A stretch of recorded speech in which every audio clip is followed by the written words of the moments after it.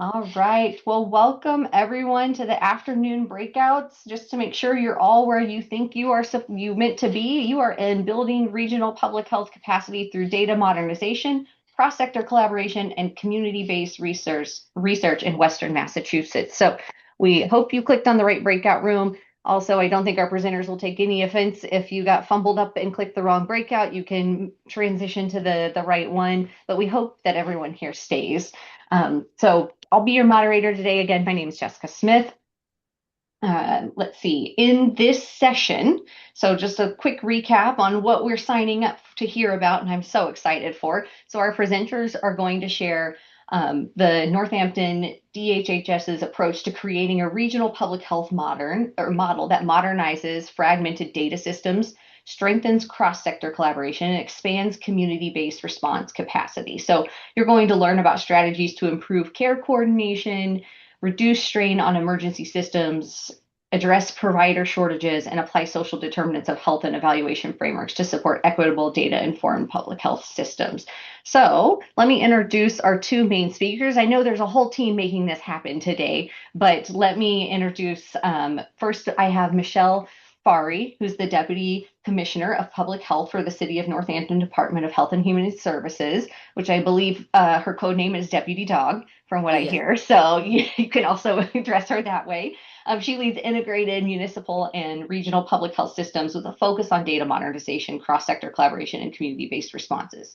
She's also joined by Dr. Jennifer Whitehill, who's the associate professor at UMass Amherst, whose policy relevant research uses both qualitative and quantitative methods to inform state and local decision making in substance use, mental health, and injury prevention. So let's welcome them.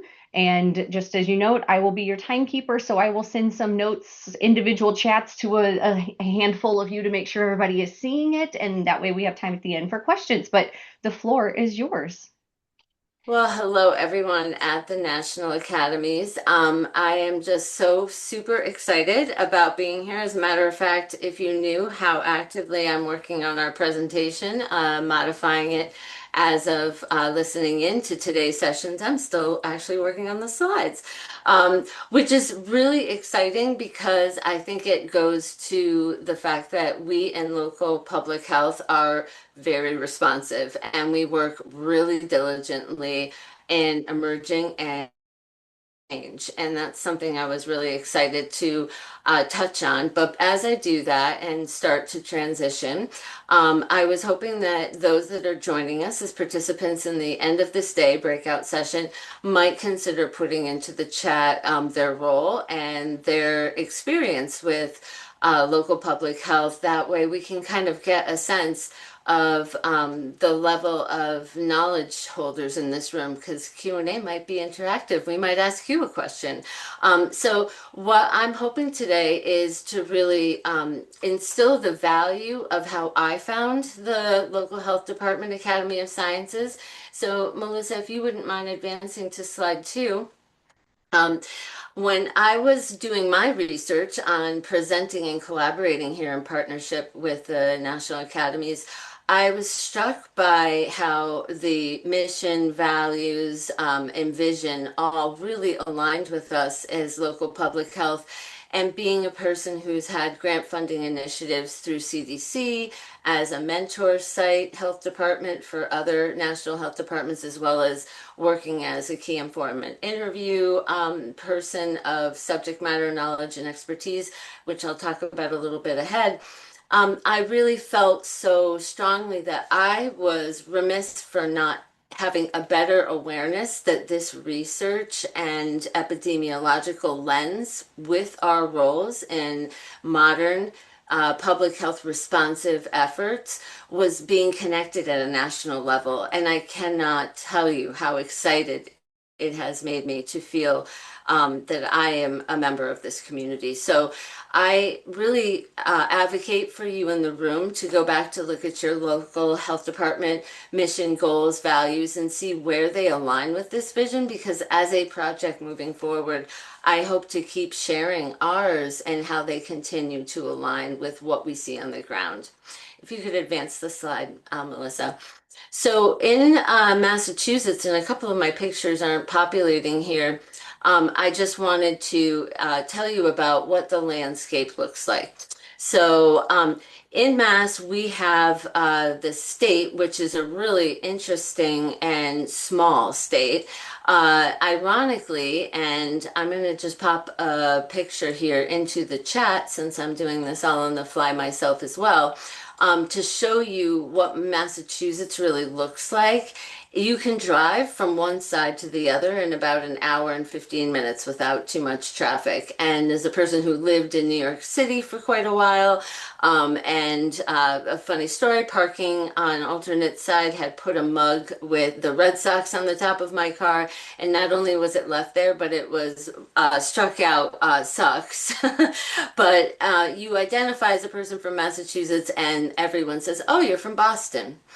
And what's really notable about that as a local public health entity is that we are one of the few states in the country that maintains city and town local public health authority and autonomy. So that means that 351 cities and towns make discretionary decisions on policy. Thank you, Melissa, on local regulation, on enforcement for our mandated services, which are, of course, unfunded. And then we also have this really unique I would say overcoming of obstacles where if we're looking to try and embed programmatic data, research, grant funding into what we do, as you can imagine, people do not live their lives with these invisible borders between what is city, county, and statewide health. So I'm really wanting to impress to this group that the work that we've done requires probably 5 to 10% more of development of buy-in, and then I would say almost 80% of contractual and data sharing frameworks and agreements that require so many more layers that you can only imagine, politically speaking, which we are very neutral in public health, is a very essential groundwork for partnerships and trust. Without those, people do not feel comfortable opening up their data coffers. And what we know, as I was explaining, as a small, semi-urban city of the population of under 30,000, however, considered to be one of the hippest, coolest places in the state, I think, Northampton, in a little New York, people call us, is that what's happening in Eastern Mass does not translate to us in Western Massachusetts. We have a very different resource ability, transportation, and infrastructure, as well as workforce capacity. So what you might see, thank you, Melissa, coming from the Boston Health Department, which are amazing, does not necessarily look to become actionable or usable resources for us in Western Massachusetts, to put in context. The other thing I wanted to just tap quickly to our prior presentation that we were all in was around a lot of folks that are experts in the room here that may have been part of the surge of the opioid overdose epidemic and the funding that came federally and statewide across the country that allowed for a little bit more traction we all needed within public health to get more real-time data as part of the assessment and processes of developing and implementing programs. Because we were losing people's lives at a staggering rate, and Massachusetts was one of the top 10 states that were impacted by overdose death. So we had something in Mass that was called the Chapter 55 report. And I didn't put a lot of detail about that into my presentation, but to give you the understanding of the relevance in data and epidemiology and research, is it allowed for this overcoming I was mentioning about our 351 cities and towns to have requirements and including agencies and systems to report overdose deaths and report overdose and substance use related data. And so it was having to happen at a state legislative level to even give us the traction we needed. And then notably, Senator Markey, federal Senator Markey, was one of the top advocates for federal monies to be distributed in response to opioid overdose and was a very big proponent for data as a core foundational component. Just to give you an insight, before you switch to this next slide quickly, Melissa, is in Massachusetts, when I began my role in 2017, 2018, as again a position that was created in response to the overdose epidemic, there was some data that we were able to look at from the medical examiner. We had 2 to 3 year delays in some cases to get data back.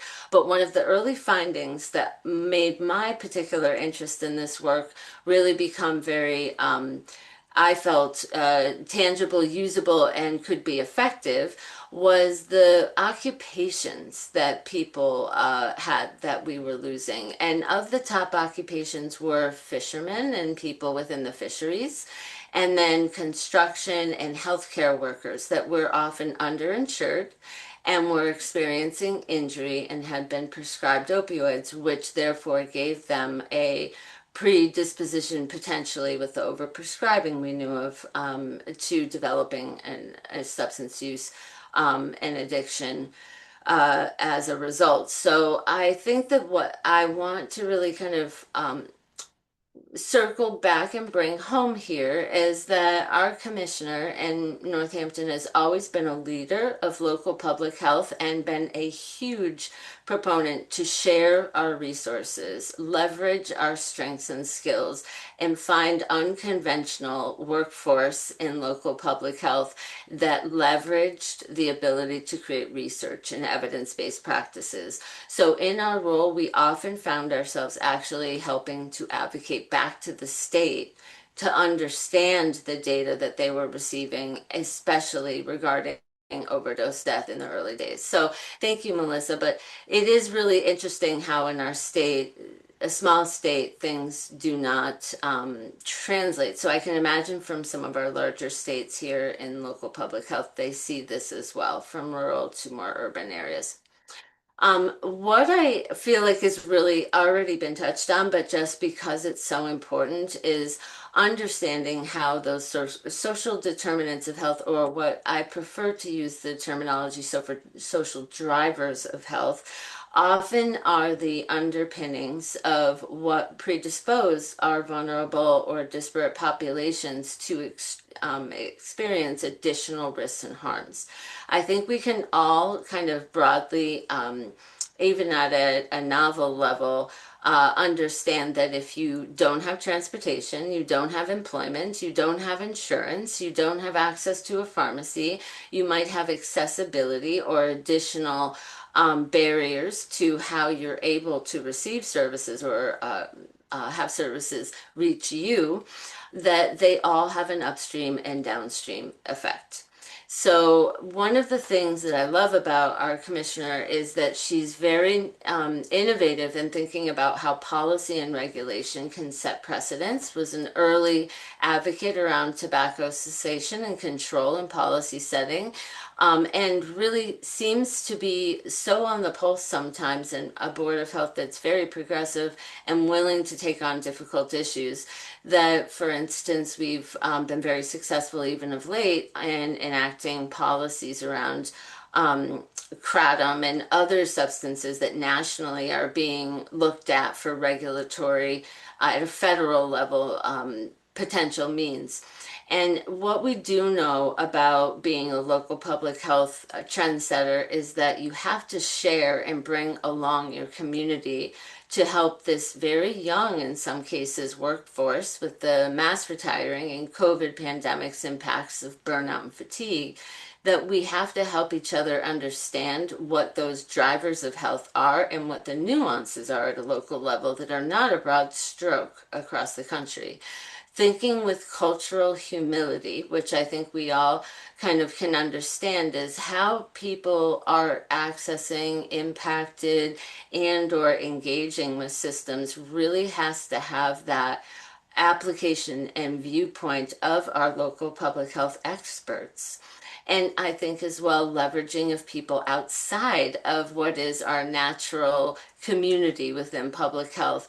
And in our case, we've done that through contracting with subject matter experts and bringing them together to build our own capacity and be very effective. That requires funding and that requires a lot of big goals, but we can get there. And I want to show you how we got there. If you can advance the slide, Melissa. In Massachusetts, and I remember when I first introduced this to one of the more innovative programs we'll get to in a moment, I was very excited about our governor's legislative process to create something called the Massachusetts Healthcare Policy Commission. This commission was formed as a body of experts within the healthcare and typically executive level hospital and insurer systems to look for opportunities for efficiency, increasing accessibility, and reducing costs. So there is a focus on health equity, and there is a focus on understanding where we're having, in particular, imbalances within the system of care. Why I found the Mass Healthcare Policy Commission's work really important and to start to have these discussions from the state work at a local level was because they were looking at things like how people were engaging with emergency services and ambulance trip costs.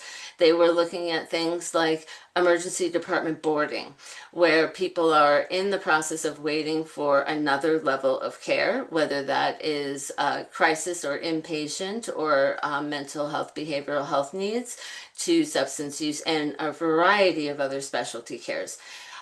We have a disproportionately high population ratio in much more limited systems, including a trauma for hospital, which is your highest tier of care that you can receive. In Massachusetts, only one. In Western Mass, just to be clear.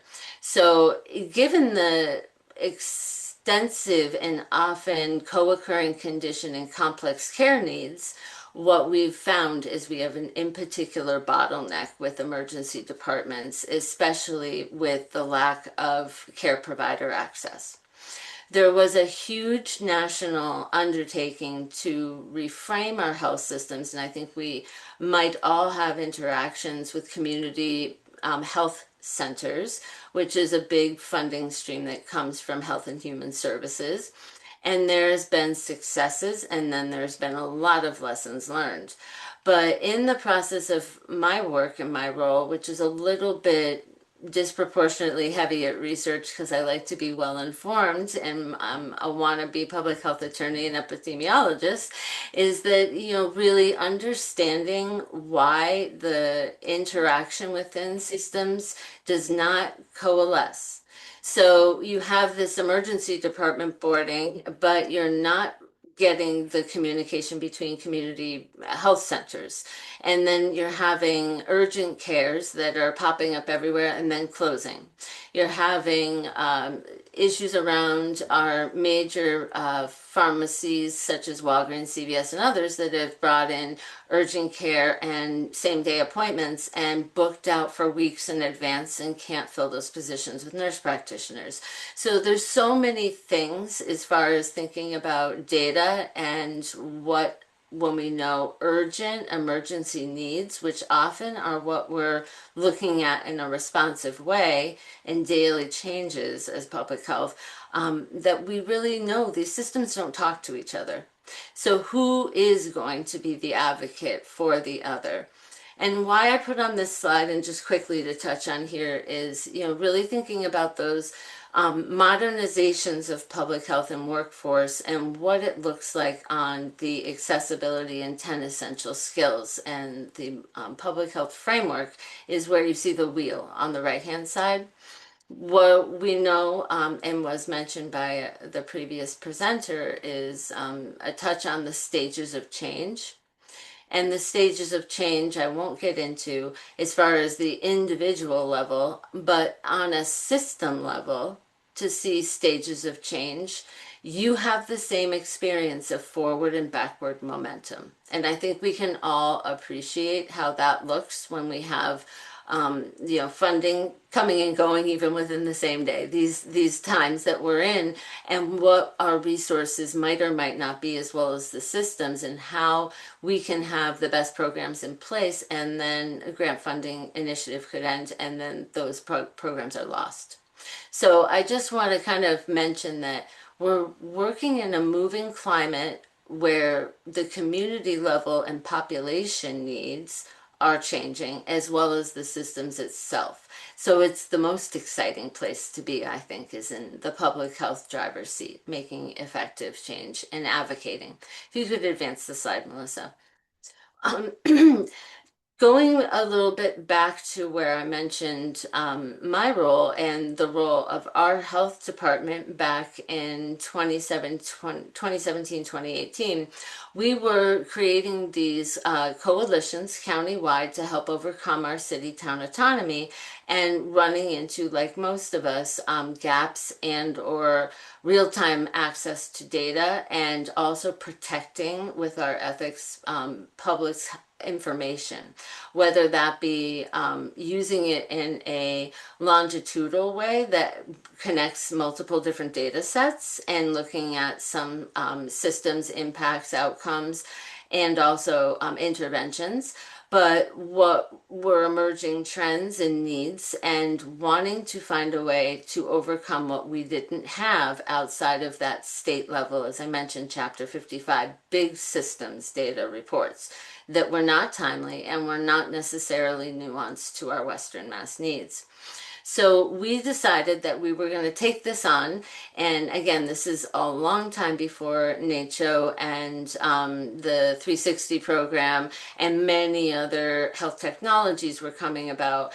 And we got a grant for Massachusetts Municipal Technology Innovation for $100,000. And we set out to build a robust data repository so that as a program we were developing could receive data on engagements, outreach activities, interventions, and also multiple different data sets to be able to assess. We were able to successfully get IRB from the state to receive emergency department and fire and EMS responses. In Massachusetts, we have both that have ambulatory systems, and start to assess where we were seeing trends in overdoses. And this is before fentanyl, before all of the different toxicity of substances has really evolved and emerged.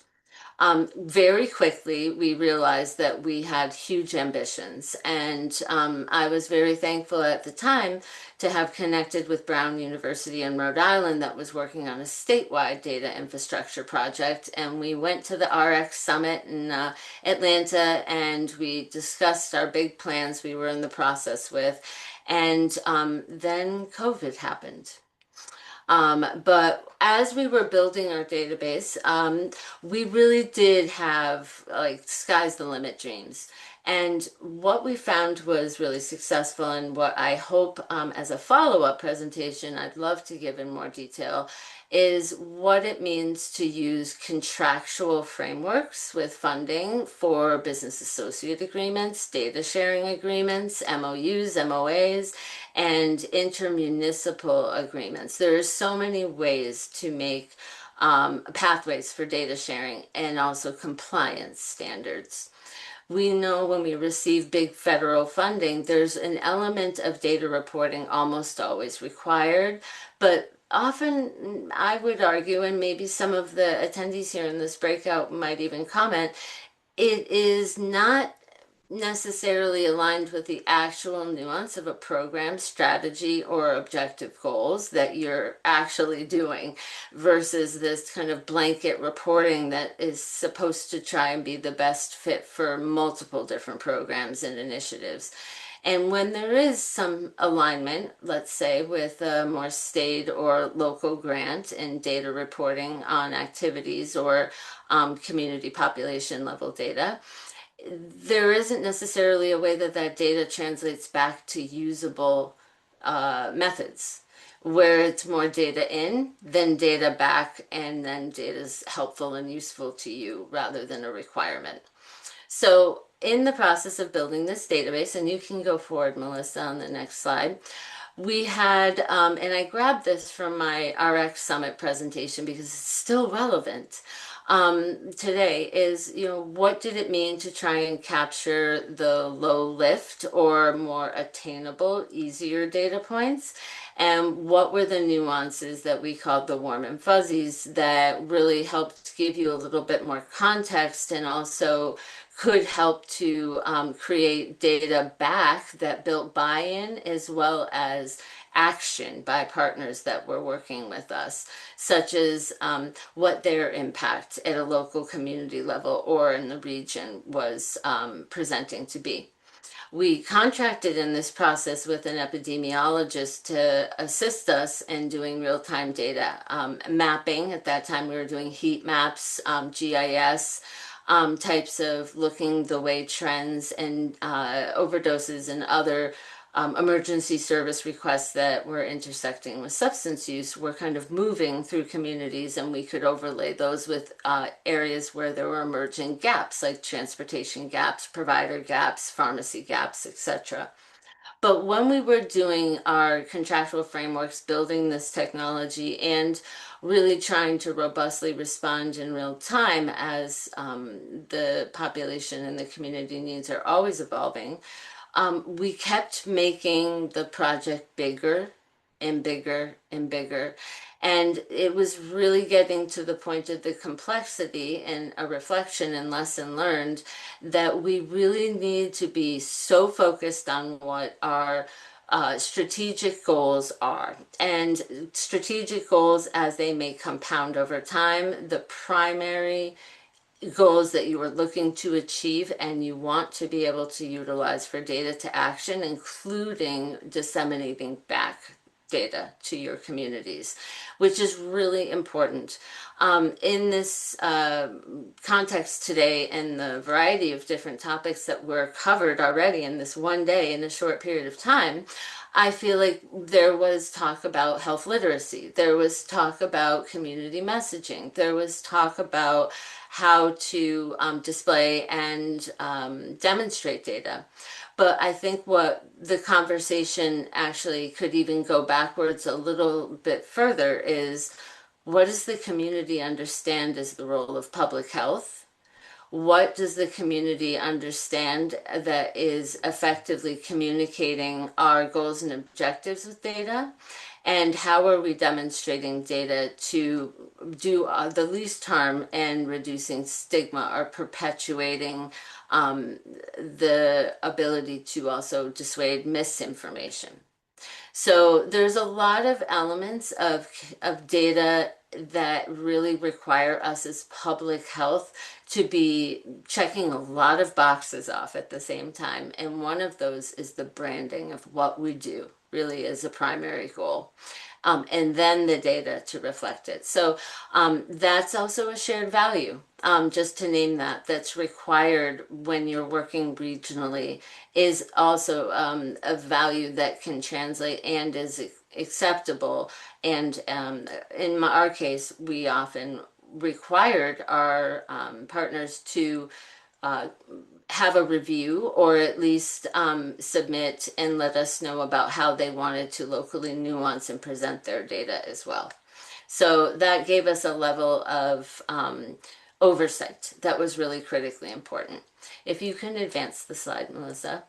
I had to put this in here just because I wanted to talk a little bit about public health, and it's really who I am. Without flowers and hearts, it just doesn't feel like it's public health to me. But when we were growing and growing exponentially at the time as a small local, 3 to 5 person health department with Commissioner O'Leary, this is just pre-COVID, we found that when we were able to achieve the framework for buy-in and overcome the barriers of city and town autonomy and have the hard conversations often about data sharing being capacity issues and challenges of people and wanting to share data because it was feeling exposing sometimes of what their limitations were, honestly, even as systems of care, and being able to operationalize sharing data.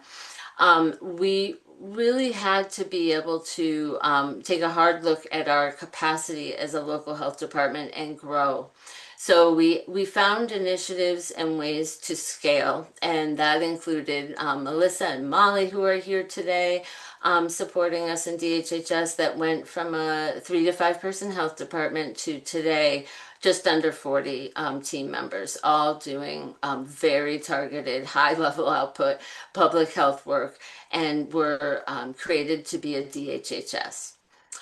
So in Massachusetts, it's very rare to be converted from a health department to a DHHS. So you can imagine that it really took the people within the DHHS not only taking care of each other as public health, but taking care of the community and our partners. So you can advance, Melissa. Um, because of time, and I feel like there's a lot of information that I could be sharing with you here today and trying to give you a big overview, basically case study. What we did achieve was acquiring SAMHSA grant funding and creating the program that was affecting public health and law enforcement partnership for our overdose response. And I wanted to share a short couple-minute video here. It's very short, but it says a lot about what our partners felt about this process.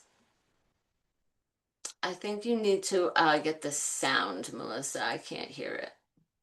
If you can just back. As a recovery coach, I didn't have any firm idea of who I would be working with or what part of the field I'd be engaged with. The opportunity to become part of the DART program is pretty exciting. I'd never heard of any sort of program that had this type of relationship between law enforcement and recovery. It was, to say the least, intriguing, and it's been a very interesting process to get more and more involved as time has passed. If I was going to say anything about the DART program that exists today, what the DART program will be tomorrow, is that it's in a constant state of change. It is dynamic. It's not a binder full of 16 structured lessons that if you do these, you've got yourself a DART program that's guaranteed to work. We continue to learn from each other. The reason we get together as a group, law enforcement, recovery coaching, other community representatives and organization representatives, is to continue and expand the dialogue, to become more attuned to what other people are trying to do and how they're trying to do it. We've worked in silos for a long time, and in some ways that can be very effective, but in other ways it's very limiting. DART is not about limiting. DART is about opening doors and building relationships, just like recovery coaching is. That's why we get together. That's why we continue to train. That's why we continue to learn. Without that component, I don't feel that this program can be successful, because things change. The face of addiction in our communities change. It was prescription drugs, and then it's heroin, and now it's fentanyl, it's carfentanil, will be something else next month. Addiction isn't going to go away. As it changes in the face of individuals and communities, the DART program has to be responsive to that. Everybody who's engaged with it recognizes it, but for those of you who may be listening and considering it, you have to understand that that's going to be a big part of how to maintain the energy, the focus, and the success work of DART. The Recovery Center of Recovery Coaching, the DART program, is all part of a solution. No one single thing can help fix this problem of addiction. It doesn't matter where you're looking or what you might think it would be. It's everybody coming together in a new way. That's what DART is. It's a new way of engaging with addiction in the community. I'm happy to be a part of it.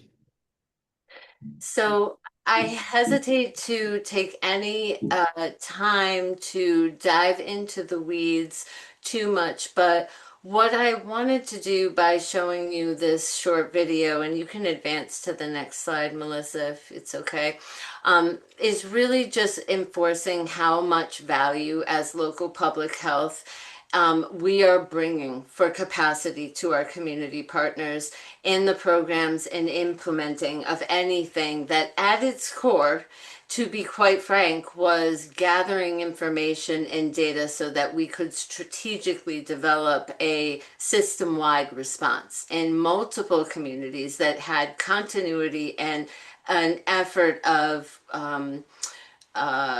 transparency that multiple different community members felt as if they were in this pseudo organization, which was the drug addiction recovery team.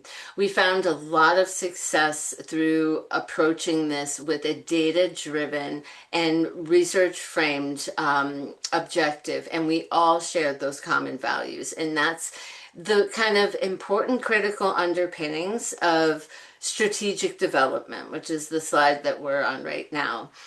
Our successes that we had early on around sharing information and being able to assess and respond using that information and inform our community partners was a precipice for when COVID did happen.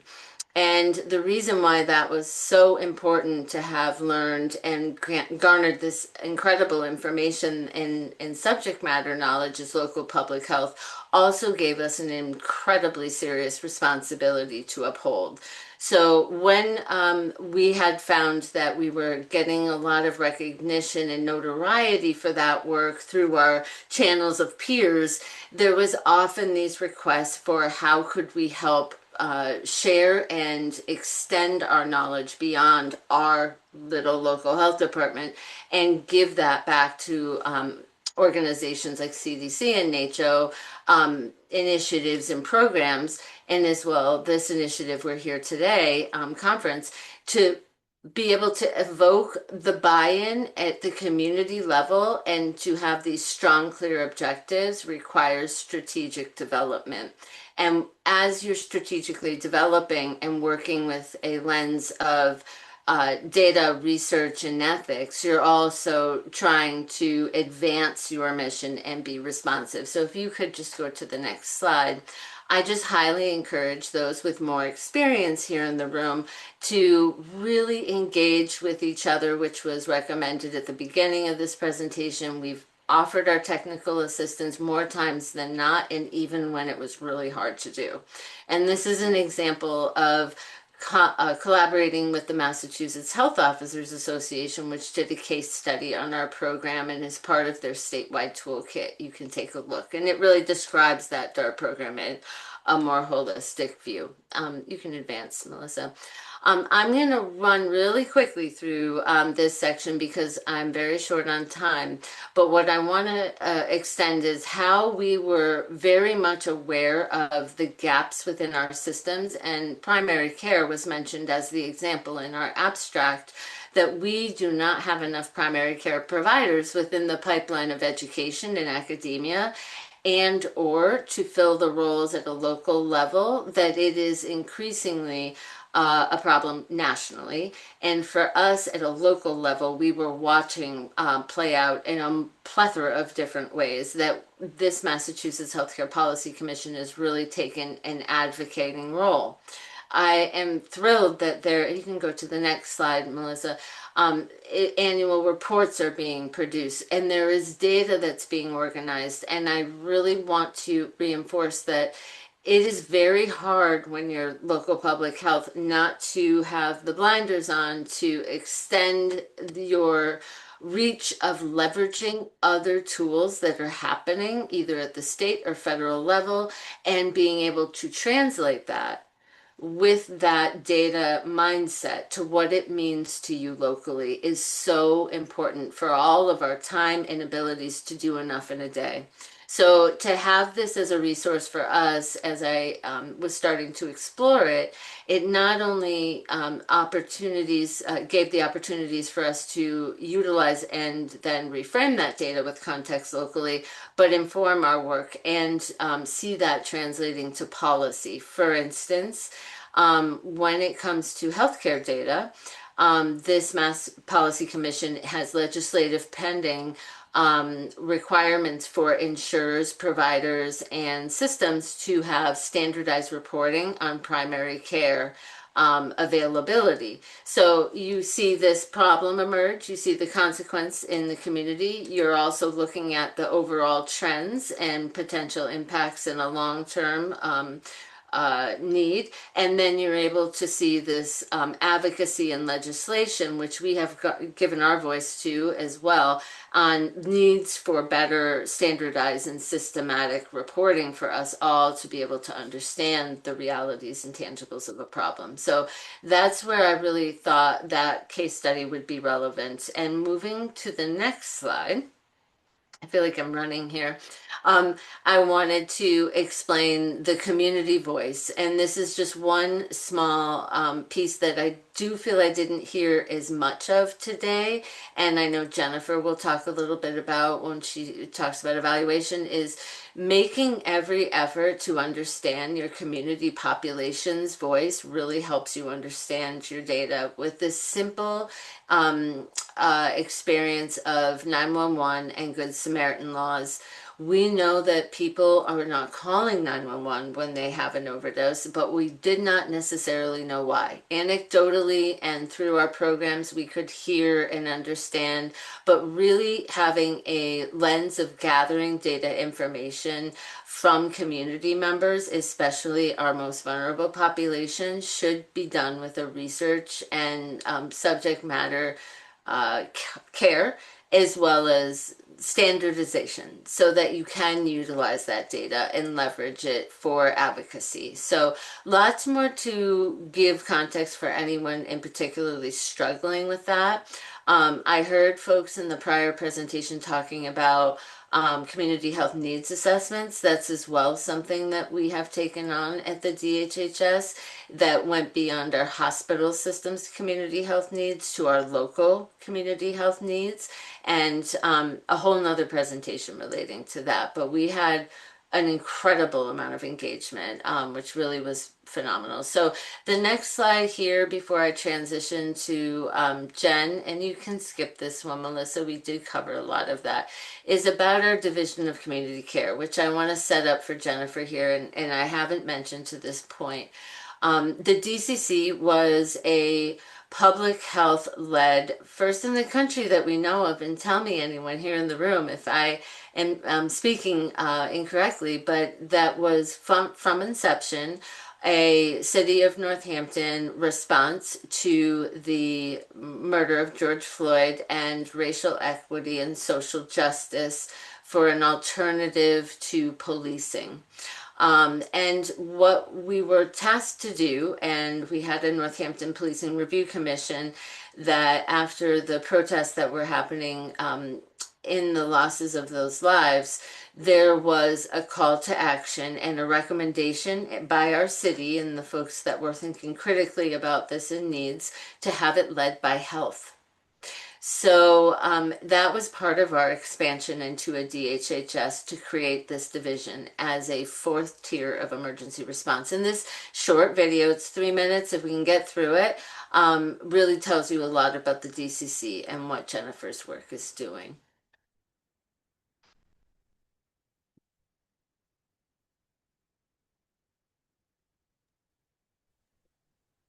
In order for people to survive, they have to realize that they can. Some people don't understand that it's a lot easier to get help. And you don't know that you don't know it until somebody brings it to your attention, whether it's food or it's housing or it's mental health, things of that nature. Here at the DCC, everybody who works it has lived experience. So when someone says, but you don't understand what I'm going through, you go, no, I actually do. Northampton has many emergency services. You have EMS, fire, and police, and now you have the Division of Community Care, which is part of the DHHS. It's the Department of Health and Human Services, and they're one of 6 divisions within public health. And those 6 divisions are prevention, environmental, which is regulatory, nursing, shared public health services, and emergency preparedness. And of course, Division of Community Care, also known as DCs. What is health equity? It's access to support, whether it's transportation, ongoing and following up services, resources like a legal kiosk, which we have that helps you with the legal jargon. People need to know what their rights are, and that's what the legal kiosk does. Basic needs like trying to find food or trying to help pay your electricity bill, but also is reduction of isolation, which it's not only about solving the problems that are going on right now, but it's also being proactive to those that might pop up in the future. the DCC connection with services that you may need based on the conversations that we have. We make sure that we talk to people to get down to the nitty gritty of what it is that they need access to. I mean, if we're talking about health equity and we're talking about access to support, we're talking about getting rides to appointments possibly and making sure that they have warm handoffs for follow-up services. It's resources, but those resources are just anything that they might need in the moment or in the future. But like I said, the basic needs is food, shelter, clothing, and we make sure that we connect people to all those things.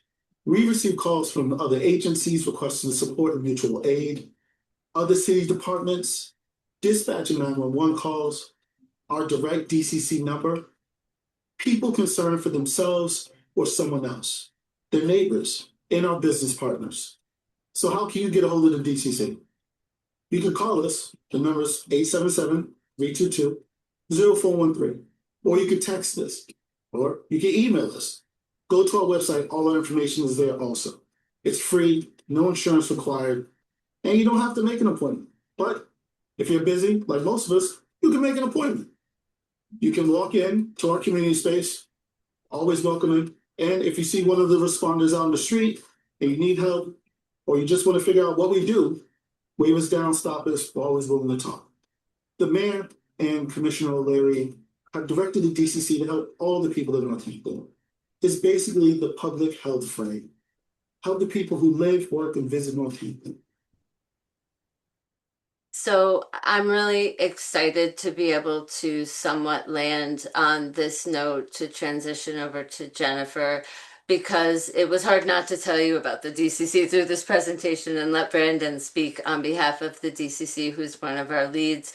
But in the most deduced summary, the DCC was born as a public health led model that was part of one of our divisions, as Brandon mentioned, and from all of the growth and all of the experience building of our regional programs, capacity, data innovation and technology, research, and true community and population health focus. It was a leap of faith, and our city was willing to take and embed this as a public health model, which is very unique and very rare and very challenging. And I'd love to come back to the national academies and have Melissa and Molly, who are here, and Nora from UMass, talk about the technology that's been involved to create an infrastructure and a system within parallel to the systems of care, with our ethics, with our framework, and with our rigor behind it, to set us up for having academic research partners like we do through the UMass Center of Program Evaluation. I'm going to transition over to Jen, but in the spirit of really explaining what the value is of academic research partners and data evaluation, I would love to just reinforce that in many cases, a lot of us are doing our own in-house or state county-wide data assessments and evaluations, and that is wonderful, and we need that capacity. But we also need the transparency and autonomy for our community members and the systems that have some cases perpetuated harm, including public health itself in our history, to take that leap of faith with great research partners to critically, openly, and I would say rigorously explore how we are understanding and assessing our data with that independent lens. And that part of what we do is so important to being able to demonstrate how data is used, and then how we can translate our own internal processes and data knowledge to, as well as scaling to evidence-based practices that are done in academic and research settings. So with that, Jen, one of my favorite people in the world, and so patient with me on this whole development of this presentation, I'm handing it over to you, Professor. Thank you, Michelle. I hope everybody can hear me okay. I will try not to talk too fast because that doesn't really help any of us, but with the eye on the clock here. I'm going to condense the slides that I had prepared a little bit to try to focus on what I think provides the best complement to what Michelle has shared and what everyone has been hearing in the prior sessions. So my name is Jennifer Whitehill. I'm on the faculty at UMass Amherst. And before I went to graduate school, I do have to say my very first internship was in a local health department and my very first job too. So one of the best things that I get to do here in my role is have these kinds of collaborations with local health departments. And I'm going to talk a little bit about our role as external evaluators, partnering with the Northampton DHHS specifically around the evaluation of the Division of Community Care that also integrated the DART program that you also heard about earlier in this presentation. So I want you to sort of hold both of those things in mind. All right, next slide, please. I'm gonna pause here. I had planned to talk a little bit at a high level about why program evaluation matters. I think we actually heard a good bit about that in the earlier session, so that's great. That can be time saving here. What I will land on with this is that something that we bring to the table in our collaboration with the health department is helping to think strategically about how to ask those good questions, right? Dr. Jolly was saying, like, ask questions. And we use our lens, bringing sort of academic lens to the local health lens to think about what are the right kinds of questions. And we loosely group these into buckets of sometimes formative questions, questions designed to help us plan, process questions, questions designed to help us understand how something is or isn't working. Is it being implemented the way we want? And then finally, those outcome questions that get to, oh, did we lose the slides? Are they still available? Okay. I think yeah, great. Thank you. Those outcome questions, are you having your intended impact? All right, next slide, please. So we heard a little bit about the Division of Community Care, and I'm going to talk specifically about the evaluation partnership, thinking about that. So I won't spend a lot of time going over these next two slides, which sort of talk about what they do. We heard that really beautifully from Brandon and that video. So next slide, please. Okay, so just to give us a reminder, the Division of Community Care is providing de-escalation, emotional support, advocacy, and support with navigation to community members as we think a lot about how to help a community improve around, as Michelle was saying, the social drivers of health, real navigators there. So next slide, please. What I'm going to show here is this, it's a hefty slide. There's a lot of things going on here. But if we bring it down to a sort of simple, straightforward level, what I wanted to show is that in the blue boxes, those are all of the activities that the program itself has been doing. They, as you all do in your roles, you do a lot, right? You're constantly innovating, constantly evolving, and doing so many things. So you see those on this timeline in the blue boxes. Then what I'm proud to layer in there are the bubbles that have a dotted outline, a dotted red outline. Those are how we have interwoven some evaluation activities alongside the very many things that the health department, that the Division of Community Care, DHHS, has been doing. And you can see that, this is ongoing. There's no point of end of grant or something like that. You can see that from even prior to the Division of Community Care starting to serve their population, we were partners trying to help think about how to make this effort as successful as it could be using evaluation tools. So next slide, please. A couple of the things that we did were to utilize some surveys. We heard a little bit about surveys before, a community survey before the program even started, as well as conversations with partners who would be working alongside the DCC to understand at baseline, right, what do people want and what do they worry about? These are the kind of questions that we, as external evaluators, were able to help bring in. But I want to emphasize that they are good questions to be asking whether or not you have a formal evaluation partner, right? That's not a necessity. It's just how this project happened to unfold.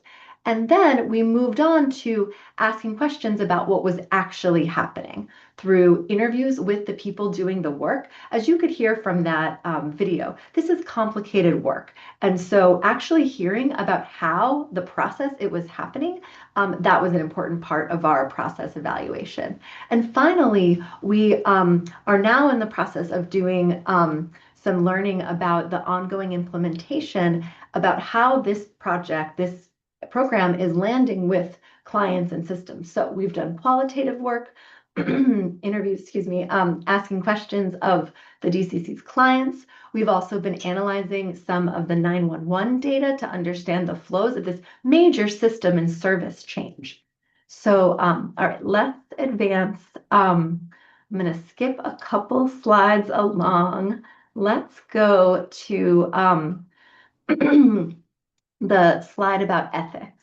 So these slides will be available, and you can look back to see some of the key specific pieces that we did, a number of surveys, a number of qualitative data pieces. One thing that I think we haven't talked as much about yet, and where I will land it in my last 2 minutes before we open it up for questions and answers, I just want to say a note about everyday ethics and the intimidation factor that can come up when one tries to take what you're learning out of the category of internal learning and to that realm of generalizable knowledge for the sake of research. What often comes up is some requirements to have an institutional review board review and approve what you're doing. And so what we wanted to talk about here is sort of breaking this down and helping folks think about the main purpose of some of this ethical frameworks are to make sure that your processes are clear, consistent, confidential, and really thoughtful about potential risks and benefits to the people that you would be gathering data from.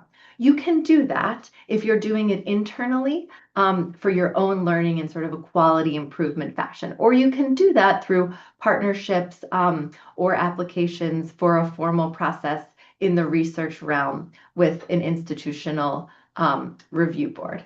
The message that I want to leave folks with are that these research and evaluation tools have an opportunity to be done with strong ethical foundations that underpin all of what we do in public health.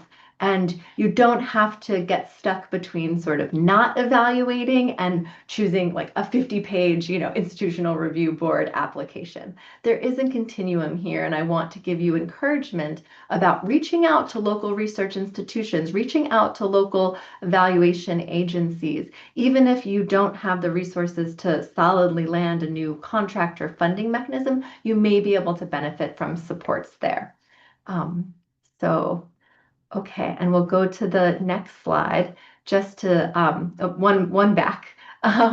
Just to say that the whole point here is to translate all of the good learning that happens in local health departments into actions that support your decision making in some of these categories that you see here. Those are some of the examples, and I'm sure if you have further questions, Michelle can talk more about how some of these things have played out in our own experience. So we'll go ahead. I guess, Melissa, I'll let you pick what you think is the best last slide, and we'll open it up for questions. Thank you, Jen. So, we really wanted to cover a lot. Even reading the abstract was so robust that I felt very ambitious when we wanted to join this group for the conference. And Jennifer and her team have been incredible thought partners. I would say the research, evaluation, and assessment has been one of the most rewarding parts of building a new innovative public health emergency response. to really think through how we can understand the work. So there's a lot of people in this breakout. It's the end of the afternoon, last session. I hope that we have some folks that are willing to unmute and talk with us today and give us some feedback. Is there anyone who would like to ask a question or even reflect or let us know what you're feeling about the presentation today, if it's been helpful?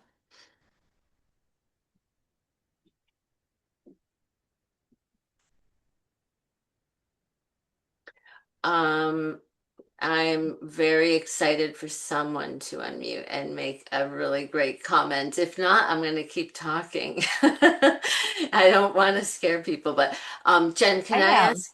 Oh, Oh, go ahead. yeah, no, Oh, no, please go ahead. no, I say I have a question, but I've always got a million questions. So one thing I'm curious about, and you guys said have a lot of great information, and I know you had to kind of cherry pick through what to even share. But I think we talk about our public health systems across the nation and how they've gone through changes and there's funding changes. And so when we think about how to work in together across regions, across borders, whatever, whether those are city or county or whatever that might be, do you have any either unexpected lessons that you learned to share, or just like your if you do anything, do this Mm. recommendation for thinking about this?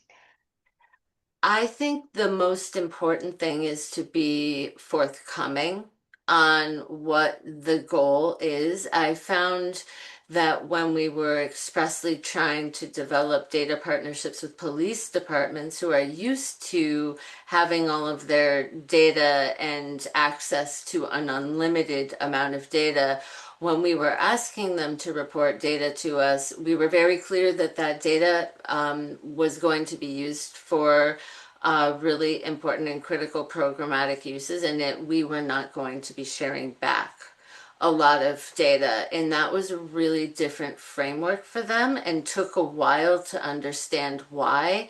But then seeing that very true and honest approach also didn't set us up to have barriers and challenges afterwards. So in the systems data sharing, I feel like being very clear about what your goal is, having a very clear ask. A very, very good and important lesson learned was asking for too much data isn't better.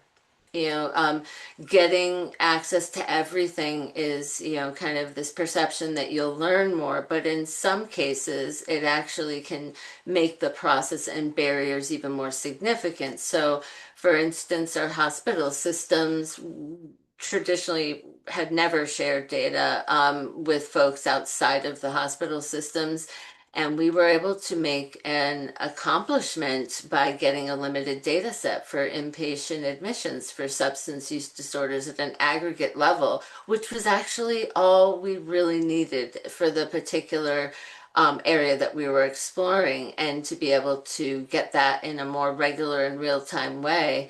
Um, and working with the hospital privacy officers to understand what the barriers were around their data sharing and being very transparent. Again, for how we were going to use the data wasn't translating back to law enforcement, for instance, in this process. So I think really being very open about what you may not even know in the process, and you're learning yourself, and being willing to approach it as a team effort, and also being very clear about what the expectation and barriers are for the variety of different systems, and what's appropriate to be sharing of information back and forth. Holding on to all the data and not having the capacity to do anything with it is also a really big misstep. And I really caution people to make sure you're ready to receive the data, as well as know what your objective is to use it. Because if people are, coming to you with this data, and it's a lift for them to be able to share it, and then you're not using it in an actionable way, the next time you ask, it will be a lot more difficult. So thanks for that question, Jessica. And I hope I explained the Massachusetts city and town autonomy so that enough of our group here that may not be familiar with it understands it almost, I feel like, helped us perfect the process by having to work really hard to do it city by city, entity by entity. Has anyone else in this group that's here today in the presentation found that they've either hit barriers around uh, local or regionalizing of data to action, or felt that they had a huge win they would love to share in the spirit of this presentation?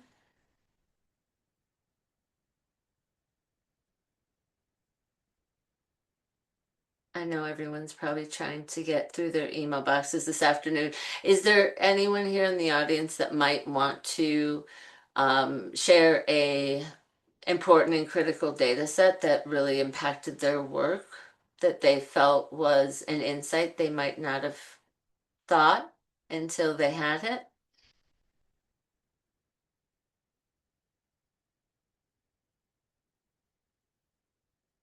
Wow, I feel like everyone is probably really learned a lot. Is there anything else that anyone would like to ask for questions? This is Kelly. I'm not sure if anyone can hear me. Can you confirm? Yeah. Perfect. No, I just wanted to say I really appreciate this presentation. I have served in positions mostly from epidemiology and that collaborative data, basically finding that critical point between collecting data as much as we can, but what we realistically can do. But I really liked that you touched upon trust in the community, and how we actually explain not just how data is being used, but really just clarifying understandings in the community and helping them understand the positive impact or the impact that various data sources provide, but also just maintaining that trust. I know that's something we worked really hard at in all the health departments I've sat on, and something that we're working on here, particularly from a community perspective. We just had our CHA data presentation this week, so that was more all-encompassing to many different subjects. But that's something that we really do highly prize. And I think we're really working on that locally. We're a smaller health department. We're just really strapped for capacity. And so I also think just learning more about the growth that other health departments have had and how they've managed that has just been really helpful. So I just really appreciate that. Oh, Yeah. thank you, Kelly. Can I ask you a follow-up question? Oh, yes, go right Where, ahead. where are you located in the country? So we're in Northern Nevada Public Health, Oh, but your presentation really reminded me of the time that I spent in a larger city government working in HIV prevention. mhm, I remember one of the critical pivots that we were trying to balance with our community members was related to molecular HIV surveillance. mhm. And we had worked really hard to not just reach out and understand what other health departments did, and I'm always grateful because I've taken that same strategy here in Northern Nevada Public Health. We have about 500,000 in our area, but we are quite a small health department. And so we're always trying to really negotiate data sharing, really work on onboarding, and we just got informatics. So it's a slow growth, but your example today really gave some positive, really helped us have some positive perspective, and really understand that it is achievable, and just kind of what we need to think about when we're rolling out various projects. I just really appreciate it. Kelly, It's I'm